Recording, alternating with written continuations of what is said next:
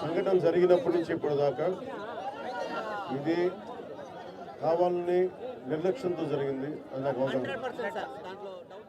అది ఏంటంటే మీకు న్యాయం జరిగేలాగా ముందస్తుగా ఇలాంటి తప్పులు జరిగినప్పుడు ఎవరో ఒకరు బాధ్యత తీసుకోవాలి. దీని మీద ఒక హై లెవెల్ కమిటీ వేసి ఎవరు బాధ్యత వహించారు, ఎందుకు నిర్లక్ష్యం వహించారు. ఇందాక చెంగలరాయుడు గారు కూడా చెప్తా ఉన్నారు. అంతకుముందు గతంలో కూడా మన వాళ్ళందరూ చెప్పారు, మన నాయకులందరూ చెప్పారు, ప్రజలు చెప్పారు.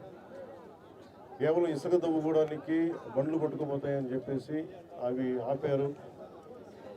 దాన్ని మీకు వరద సిగ్నల్స్ మీకు ఇవ్వకుండా ఆపారు. మనకి లష్కర్ రామయ్య గారు దీన్ని ముందుండి ఆయన చొరవ వల్ల ఇంకా చాలామంది ప్రాణాలు కాపాడని తెలుసు. అందుకే గుర్తించాను, ఆయనకి సన్మానం చేశాం. అవును, నాకు అవగాహన. ఇది నాకు మీకు మాటిస్తున్నాను, ఇది డిప్యూటీ సీఎం ఆఫీస్ నుంచి ప్రత్యేకించి దీన్ని దృష్టి పెట్టి ఇది నేను పర్యవేక్షిస్తాను. ఉన్నతాధికారుల బృందాన్ని పంపిస్తాను ఒకసారి. అలాగే డ్యామ్ కూడా మళ్ళీ పునర్నిర్మాణం చేయాలి, మళ్ళీ దాన్ని ఆధునీకరించాలని చెప్తా ఉన్నారు అధికారులందరూ. సో దీని మీద కొంచెం నాకు సమయం ఇవ్వండి. మనం వచ్చి 65 రోజులు అవుతుంది అధికారంలోకి.